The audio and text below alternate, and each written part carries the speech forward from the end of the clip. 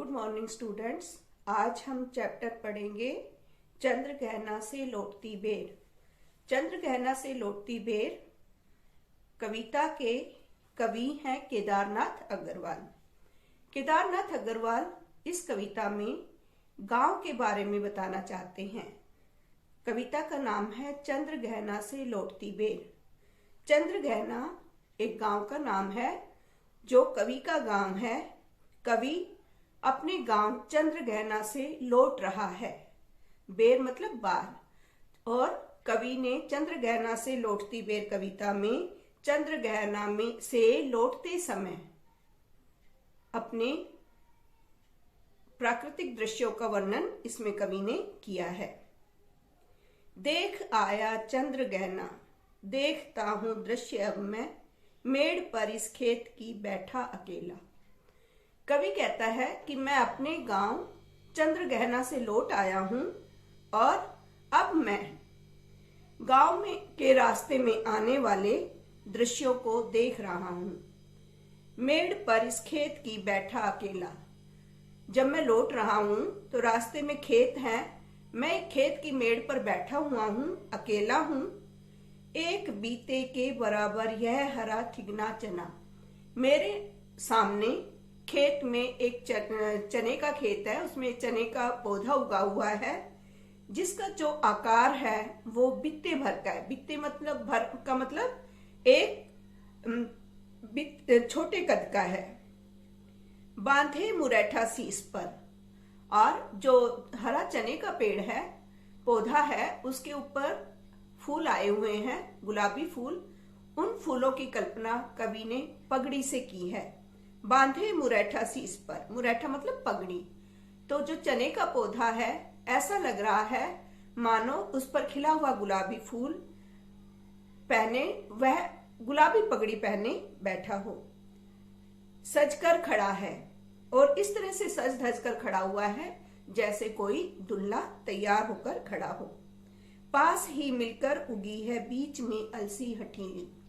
और चने के पौधे के पास ही एक अलसी का पौधा उगा हुआ है। ऐसा लग रहा है मानो जो अलसी है वो हट करके पौधे के साथ उगी हुई है। देह की पतली कमर की है लचीली। जो अलसी का पौधा है वह पतला है, उसका जो तना है वो बहुत पतला है। जब हवा चलती है तो वो कभी झुकता है, कभी ऊपर उठता है। तो कवि ने पौधे के तने की जो कल्पना है वो कमर से की है कि उसकी कमर, उसका जो तना है वो इतना लचीला है कि हवा से बार बार ऊपर नीचे हो रहा है। नीले फूले फूल को सिर पर चढ़ाकर कह रही है, जो छुए यह दो हृदय का दान उसको। अलसी के ऊपर भी एक नीले रंग का फूल खिला हुआ है। ऐसा लग रहा है मानो वह फूल को दिखाते हुए ये कह रही है कि जो मेरे इस फूल को छू लेगा मैं उसे अपना हृदय दान में दे दूं। दूसरे काव्यांश में कवि ने सरसों का वर्णन किया है। कवि के सामने अब सरसों का खेत है। अब कवि सरसों के प्राकृतिक सौंदर्य के बारे में बताते हुए कहते हैं, और सरसों की न पूछो हो गई सबसे सयानी। कवि कहता है कि सरसों की तो बात ही मत पूछो। ऐसा लग रहा है जैसे वो नवयुवती हो गई है, सयानी हो गई है। इस जो पूरा काव्यांश है उसमें मानविकर अलंकार है और इसमें सरसों को एक नवयुवती के रूप में दिखाया गया है जो विवाह के योग्य हो गई है। हाथ पीले कर लिए हैं ब्याह मंडप में पधारी। सरसों पर खिले हुए पीले फूल ऐसे लग रहे हैं मानो जो सरसों है वो जवान हो गई है और अब उसके हाथ पीले करने का समय आ गया है। हाथ पीले करना एक मुहावरा है, यानी विवाह का समय आ गया है। ब्याह मंडप में पधारी, और वह विवाह करने के लिए शादी के मंडप में पधारी है, आई है।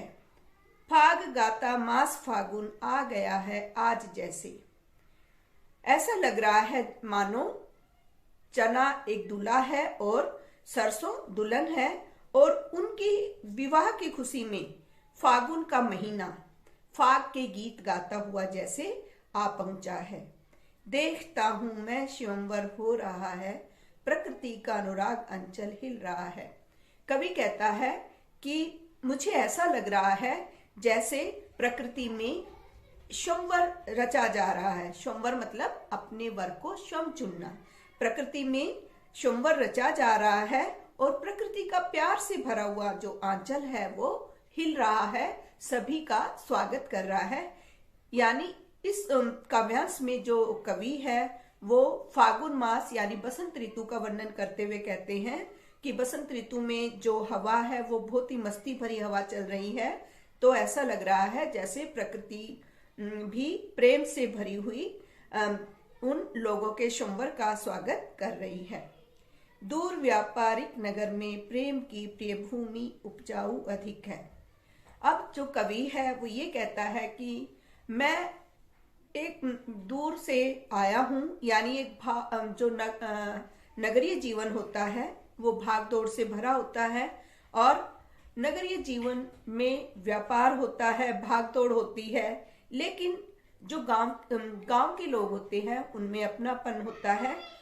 प्रेम की प्रिय भूमि उपजाऊ अधिक है। तो कवि ये कहना चाहता है कि नगर की अपेक्षा जो गांव की भूमि है वो प्रेम के लिए अधिक उपजाऊ होती है। कहने का मतलब ये है कि गांव के लोगों में अपनापन, स्नेह अधिक होता है, यहाँ तक कि शहर के लोगों में इस तरह का अपनापन नहीं होता। और पैरों के तले है एक पोखर, उठ रही इसमें लहरियां। अब कवि खेतों का वर्णन करते हुए कहते हैं कि उसके खेत के सामने एक पोखर है। पोखर मतलब कच्चा तालाब। उसके पैरों के पास जहां वह मेड़ पर बैठा हुआ है वहां एक कच्चा तालाब है। उठ रही उसमें लहरियां। जब हवा चलती है तो हवा के कारण उसके तालाब के पानी में लहरें उठ रही हैं। नील तल में जो उगी है घास भूरी। अब जो तालाब है, कच्चा तालाब, उसके तलहटी में जो हरी घास उगी हुई है, पानी भरा रहने के कारण वो नीली हो गई है, पानी नीला हो गया है और घास भूरे रंग की हो गई है। ले रही वह भी लहरियां।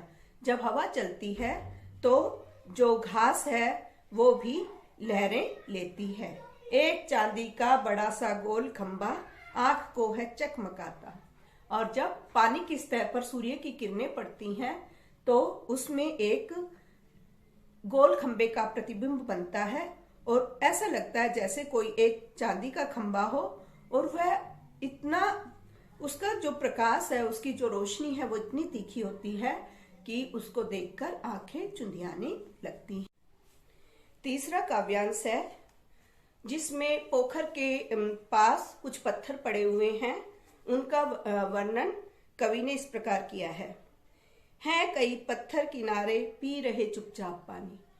जो पोखर है यानी जो कच्चा तालाब है उसके किनारे जो कई पत्थर हैं वो पड़े हुए हैं। ऐसा लग रहा है मानो वो बहुत दिनों से पड़े हुए हों और पानी पी रहे हों।